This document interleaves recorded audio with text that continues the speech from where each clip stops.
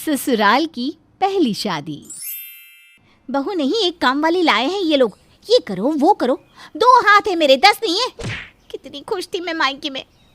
प्रिया की अभी नई नई शादी हुई थी और ससुराल उसे कुछ खास भा नहीं रहा था।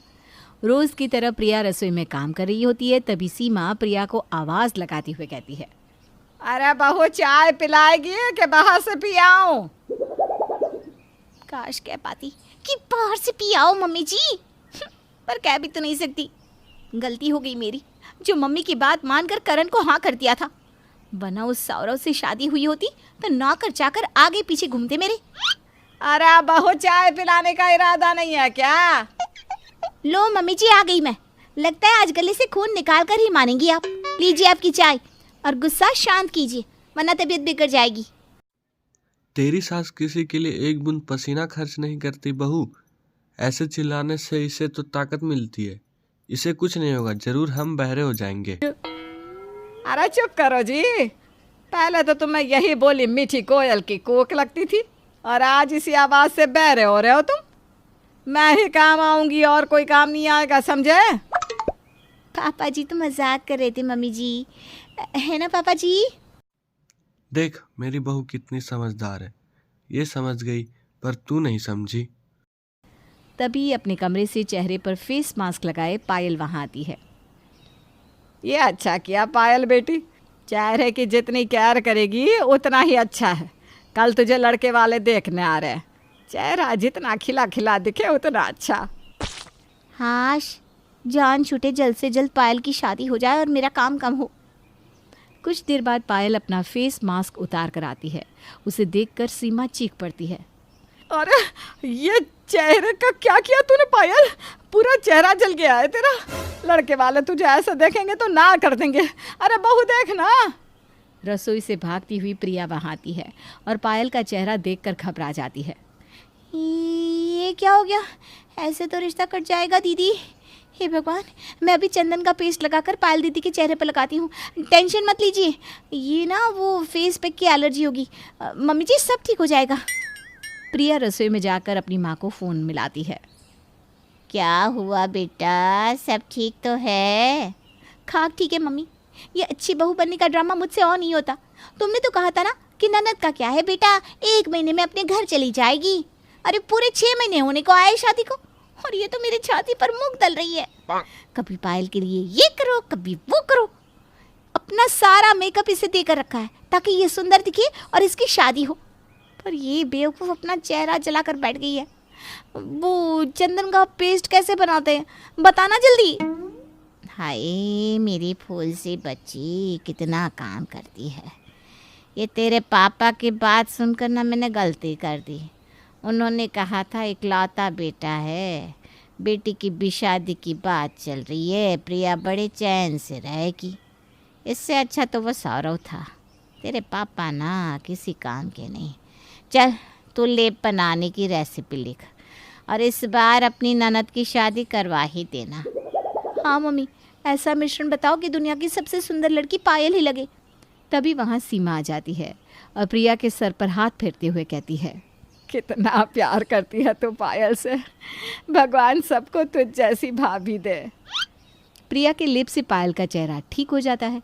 अगली सुबह 4 बजे उठकर ही प्रिया खाना बनाने की तैयारी में लग जाती है। अरे भोला भैया, पर्दों को चेंज कर दीजिए और सोफ़ा कवर भी, कुछ भी पुराना नहीं लगना चाहिए। हाँ भाभी। प्रिया की आवाज़ सुनकर सभी जाग जाते हैं। सुबह सुबह तुमने आशीष भैया को क्यों बुला लिया है? आज मेरे इकलौती ननद को लड़के वाले देखने आ रहे हैं, कोई कमी नहीं होनी चाहिए। हेल्पर चाहिए था तो भोला भैया को बुला लिया और आज भोला भैया मेरा रसोई में हाथ बटाएंगी। दुकान तुम्हें आज अकेले ही संभालनी पड़ेगी।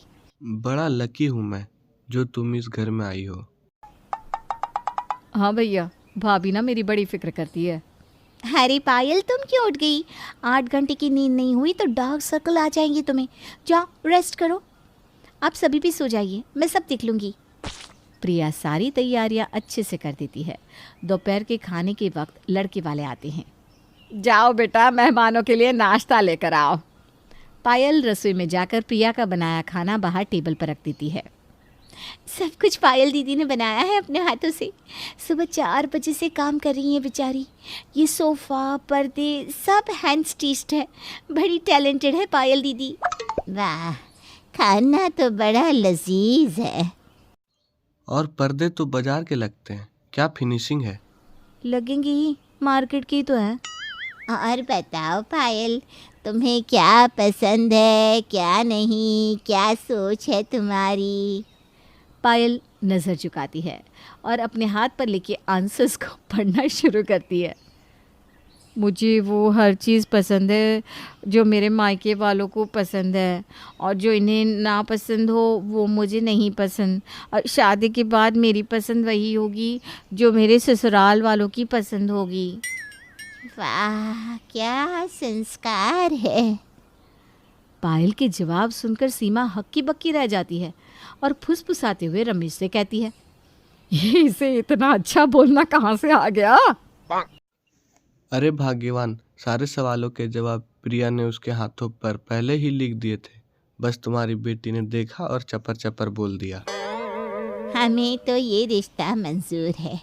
हम तो कुंडली मिलाना, मुहूर्त ये सब नहीं देखते, पर आप लोग अपने पंडित को दिखवा लीजिए और मुहूर्त पक्का करके हमें बता दीजिए, ताकि हम भी तैयारियां शुरू कर सके। हे भगवान, तेरी लीला अपरंपार। जल्दी से जाकर ये न्यूज़ मम्मी को देती हूँ। प्रिया अपने कमरे में जाकर अपनी माँ को फ़ोन मिलाती है। मम्मी रिश्ता पक्का हो गया। बड़ी संतुष्टि मिली आज। बस तेरी ननद एक बार विदा हो जाए, फिर क्या सब तेरी मुट्ठी में। भोला भैया को जो बुलाया है, कोशिश करना कि वो जाए ही ना। पायल का बहाना बनाकर उसे घर पर ही रख। पायल की शादी के बाद फिर उन्हीं को परमानेंट रख लेना। मेरी सास इतनी भोली नहीं है मम्मी, वो तो भोला भैया को निकाल ही देगी। तब तेरे पास बोलने को रहेगा ना कि पायल दीदी के काम के वक्त नौकर रह सकता, तो मेरे लिए क्यों नहीं। तू ज़्यादा सोच मत, जल्दी से अपनी ननद की शादी की तैयारियों में लग जा। प्रिया पंडित जी को फ़ोन मिलाती है। अभी से 8 महीने तक तो कोई अच्छा मुहूर्त नहीं है बेटा। पंडित जी, इस महीने की आखिरी तारीख का एक मुहूर्त आप मेरे घर वालों को बता दीजिए, ताकि आपके खर्चे का ध्यान मैं रखूँगी। अब तो ठीक है ना? और वही होता है, प्रिया की खुशी का कोई ठिकाना नहीं रहता। वो एक पैर पर पूरा काम संभाल लेती है। उसे देखकर ऐसा लग रहा था मानो उसकी अपनी बहन की शादी हो। अपनी ननद की शादी के लिए इतना मेहनत करते भाभी को पहली बार देखा है। मेरी आंखों में तो आंसू आ गए। बड़ी मेहनत मुशक्क़त के बाद वो दिन आ ही जाता है जिसका प्रिया को बेसब्री से इंतज़ार था। प्रिया शहर की बेस्ट ब्यूटिशियन को बुलाकर पायल का मेकअप करवाती है। मुझे तो लगा ही नहीं कि पायल मेरी बेटी है। सब तूने ही संभाल लिया बहू। पायल कितने ही घंटे और है इस घर में मम्मी जी, पराया धन है, चली जाएगी। वैसे भी ये तो मेरा फ़र्ज़ था। तभी तैयार होकर पायल आकर कहती है, भाभी मुझे ये शादी नहीं करनी। क्या? पायल की बात सुनकर प्रिया बेहोश हो जाती है। हाय बेचारी प्रिया, क्या कुछ नहीं किया उसने अपनी ननद को विदा करने के लिए, पर उसकी ननद तो ऐसे दुल्हन बनी कि ब्याह ही नहीं, और प्रिया की ससुराल की पहली शादी अधूरी ही रह गई।